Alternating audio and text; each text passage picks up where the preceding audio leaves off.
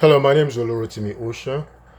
Today is July the 22nd, 2026, and I did an earlier video discussing the tall poppy syndrome, but I didn't explain what it was. So today I'm going to be explaining the origin of the tall poppy syndrome. It's actually from the classics, but this time I'm going to be moving from the Greek classics to the Roman classics.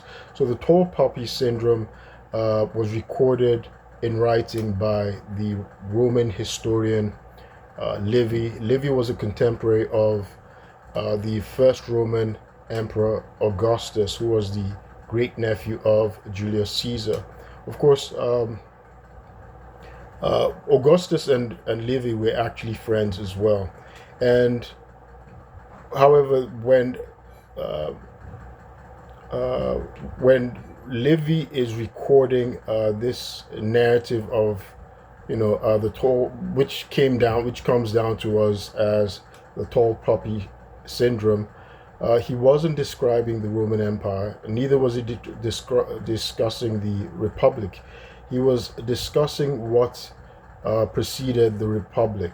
So Rome can be divided into three eras: the regal period, and that's where the tall poppy syndrome comes from, the Republic, and of course what we came to know as the Roman Empire, and that's what Augustus,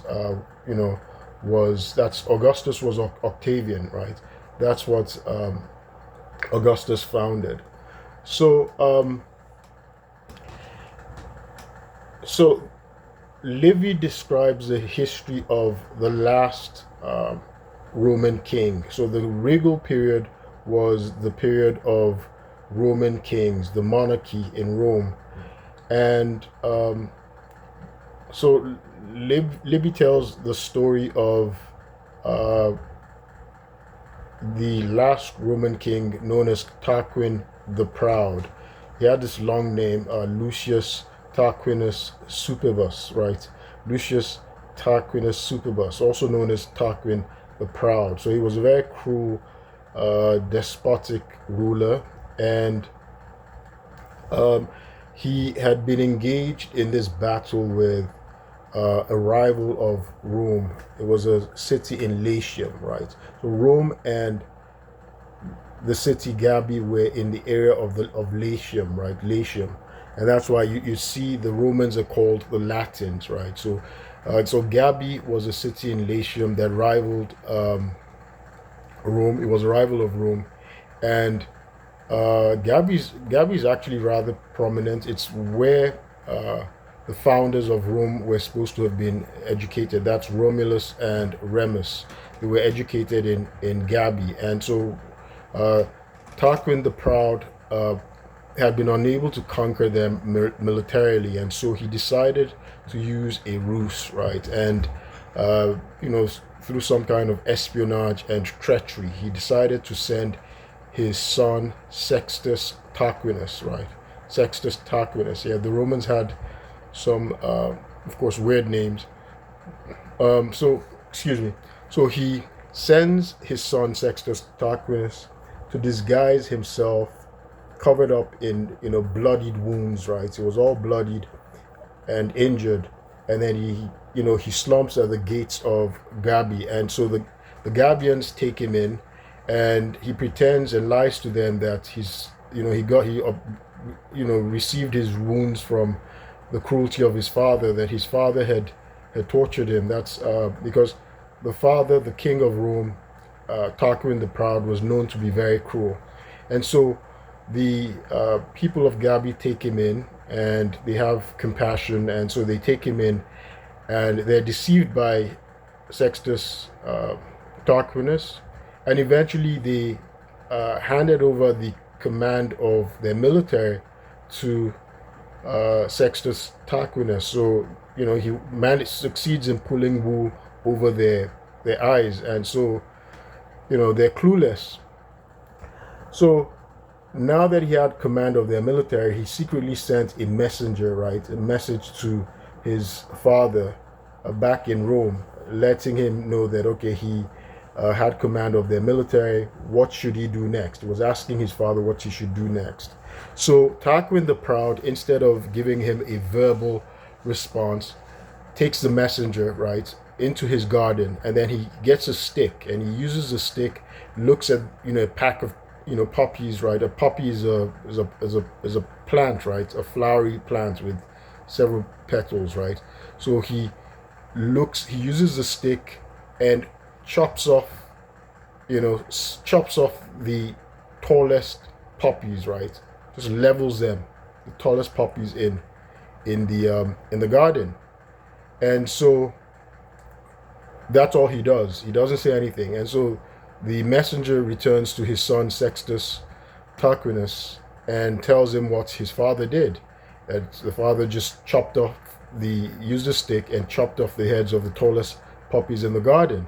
And so his son understood what the father, the king of Rome, meant. And so that the father wanted him to eliminate the most prominent leaders of Gabi, and that was exactly what he did.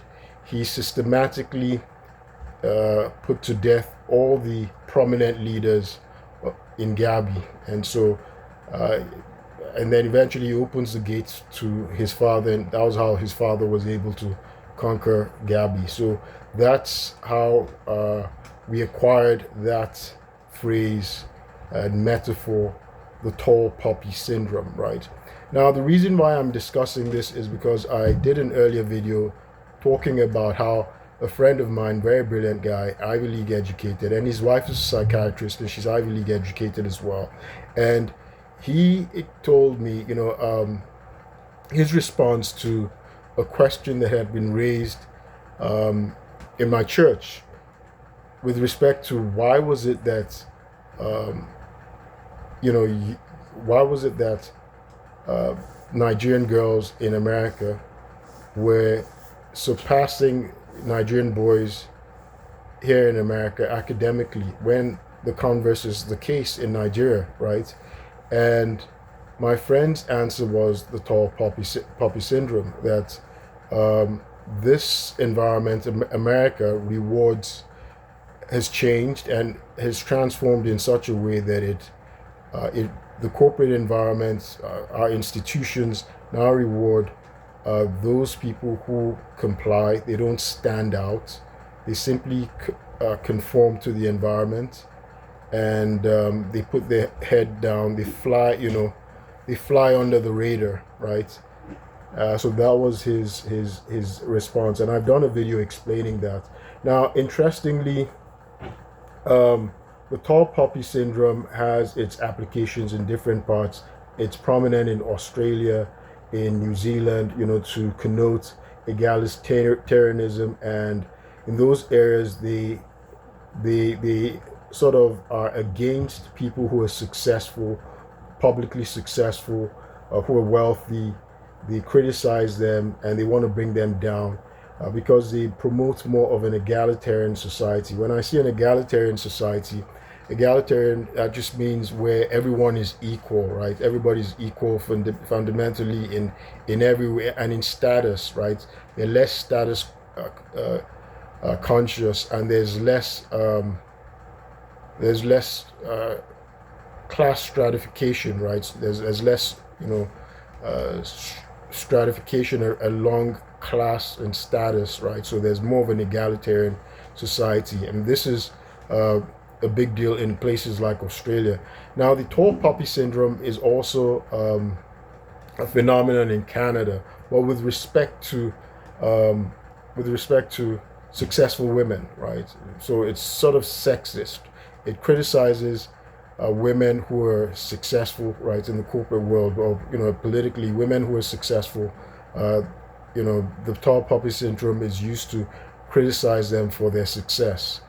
So that's the origin of the etymology of tall poppy syndrome. I thought I should take us back to the classics, which is very interesting. Now, in case you'd like to know, Tarquin the Proud, that's Lucius Tarquinius Superbus, ended up being the last Roman king. He was there was a rebellion uprising against him because of his tyranny and his cruelty, and he was driven out. He and his son, they were driven into exile in 509 BC, and that ended the regal period in Rome and ushered in the what came to be known as the era of the Republic. Of course, the Republic fell around 27 BC, so the Republic lasted for over 4 centuries. So from 509 BC, when Tarquin the Proud, from whom we get the nomenclature or the metaphor of the tall poppy syndrome. So from his ouster, his overthrow in 509 BC, it lasted up until the era of the Caesars, right? Julius Caesar, of course, was killed 44 BC. He was a dictator. He was dictator of Rome, life dictator of Rome. For all intents and purposes, the Roman Republic was over then, and it was officially over during the time of.